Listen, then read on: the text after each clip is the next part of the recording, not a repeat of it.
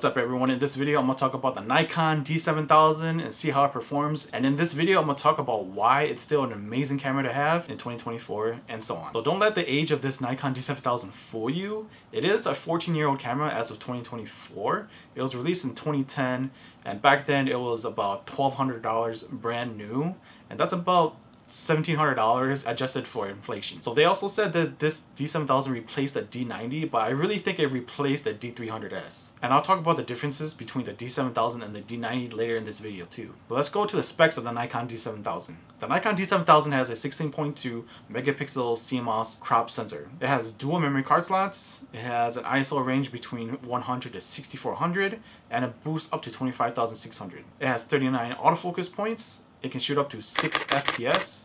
It has a 3-inch LCD screen. It also has a live view, and it also has a 1080 HD video recording. And that's many great things I like about it, but one of the main things I like about the D7000 is the great low light performance, the fast autofocus, it has video recording, it has dual memory card slots, and it can shoot up to 1/8000 max shutter speed. The D90 couldn't do that. I personally like the 1/8000 just because if you're shooting in bright daylight, that 1/8000 comes in really handy. And just going to the cons about this, mainly it's just the video, but it's one of the things I did not like about the D7000 was the video recording performance. Do not expect this camera to be a full-on, all-out DSLR video camera. While it does have video recording, I wouldn't rely on it for fast-moving subjects. Yes, you can use it, but the only file you can use is the MPEG-4. I don't think you can use the RAW format. I don't even think that D7000 has a RAW and-log file format for it, but if it does, please leave a comment below. Also, another con too is the live view. You can't make changes, and you can make changes, but you can't review the changes you make. So for example, if you're on f1.8 and you switch it up to f3.2, you're not going to see that bokeh change. You're just going to see what the camera expects you to see, and after you take that picture, for example, if you're using the 51.8, that live view is not going to show that it's at f1.8. Unless I'm seeing or doing something wrong in the settings, please let me know in the comments. So those are just the cons about the camera. I'm going to talk about the differences between the D7000 and the D90, because back then this D7000 was actually the replacement for the D90, but again, earlier as I said, the D300S was also a pro version of the D90, and then the D7000 was released, and that kind of took over the D300S from what I remember.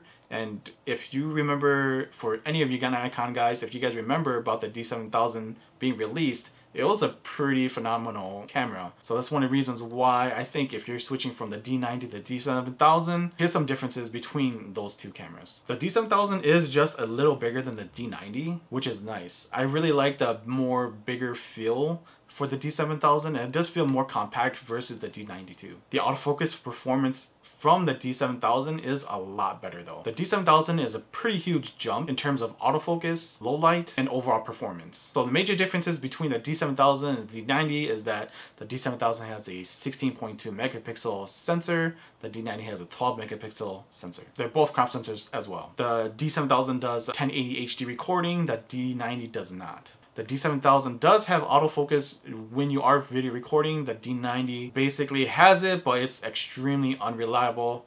So the D7000 definitely gets this one. The D7000 also has dual card slots. That's been very popular since this camera came out versus the Nikon D90's one card slot. And also the better ISO performance. The D7000 is definitely a lot better than the D90. The D90's max ISO is 3200 with the boost up to 6400.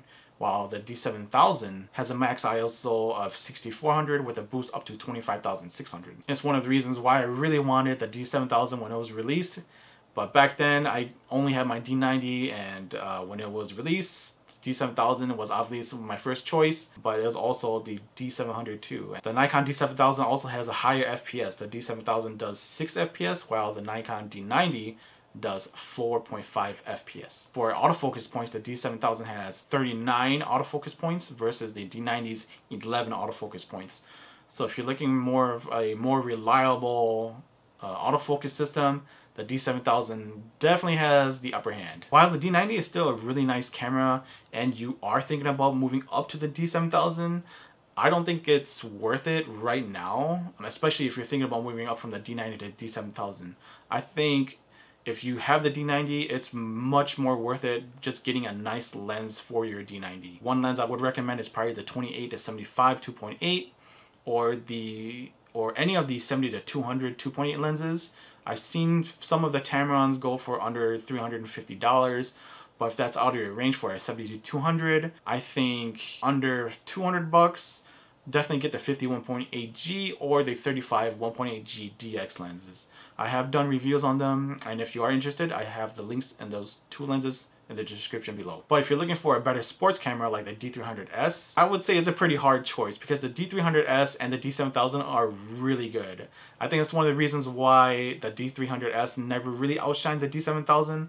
But obviously, if you have used both of these cameras, the D7000 has a slight upper hand with the autofocus performance, but the D300S's speedy and accurate autofocus is actually up there with the D7000. So it's really hard to compare. It's basically neck and neck. But if you're looking for a better sports camera, the D300S and the D7000, it's a pretty tough choice. Using both of them, I would say they're basically almost even, but the D7000 just has a slight edge in faster autofocus, but it's minimal. That's just how good the D300S is still to this day. But if you do have the D7000, keep it, get a good quality lens on it, and I think you'll be more than satisfied. But between those two, the D300S and the D7000, it's really up to you to see what you prefer. Coming back to the D7000's image quality, it's actually really good. The 16.2 megapixel CMOS sensor is definitely a lot better, as I said earlier, compared to the D90 and D300S. With the ISO boost up to 6400, it's really clean. I'm not afraid to shoot between ISO 2000 and about 4000. That's a pretty nice sweet spot depending on how much light you get to work with. It definitely improves depending on the lens you have. And this goes for any camera too. One lens I would highly recommend with this camera is actually the older 60mm f2.8D macro lens. Since the Nikon D7000 does have the AF screw, you can utilize the older Nikon AFD lenses with the screw on the lens mount. And the 60mm f2.8D lens can be found under $180 now. I got mine for right under $100. It was incredible. It's not the D, I have the non-D version, but still, even for what it is, that macro lens is a very fun lens to use. I went to a car show with the 60mm f2.8 and it did not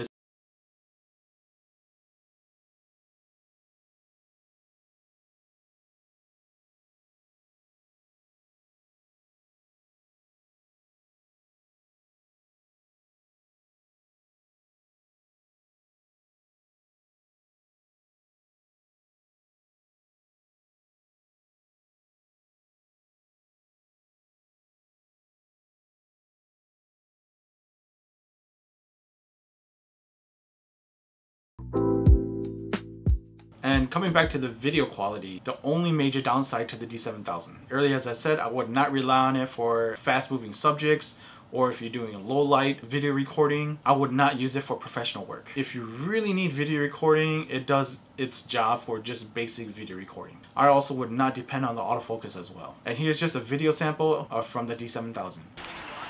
I guess if you have it on, nope, my hand's just right before the shutter, but you can't.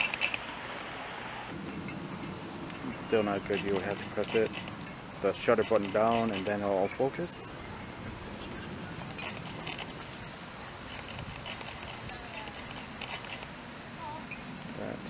So just remember, back in 2010, Nikon wasn't really known as a very powerful video recording camera brand. I think everyone at the time knew that already. And I think during that time, people didn't mind using manual focus as well. While the D7000 does really lack in the video performance area, it really does excel in the photography area. And it's one of the reasons why I like using this camera so much. It also has the user 1 and user 2 settings too.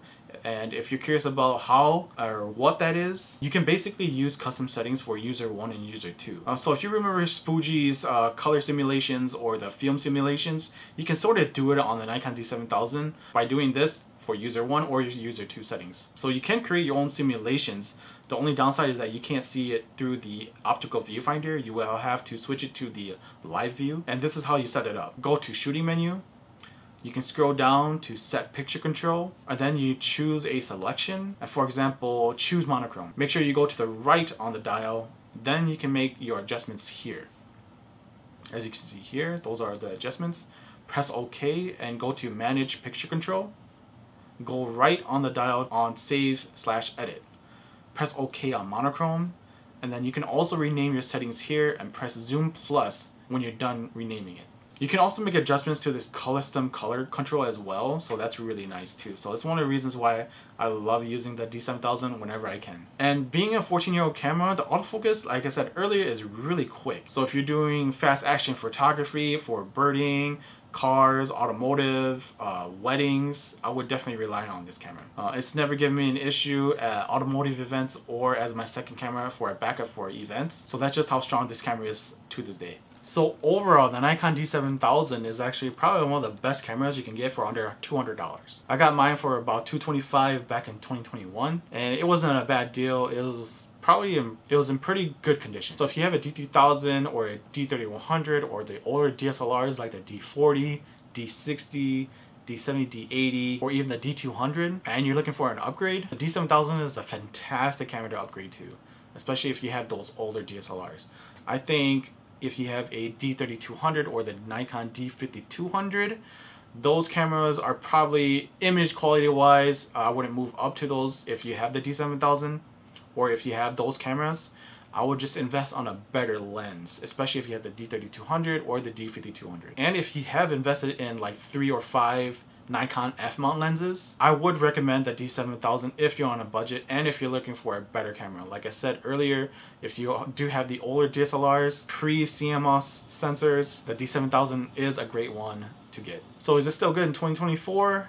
Heck yeah, it is. I would definitely recommend it. Don't let other professional photographers kind of persuade you to get a new camera, because this camera is more than enough. You don't need to have the latest and greatest camera to be the greatest photographer. So if you have had that D7000, please leave a comment below and let others know how good this camera is. And if you're thinking about getting one, please leave a comment, because I'll try my best to help you with this camera or making a next decision from your old DSLR. And if you've gotten this far in this video, I really appreciate you watching. I also have done a portraits video with the D7000 as well, and I have the links in the description below.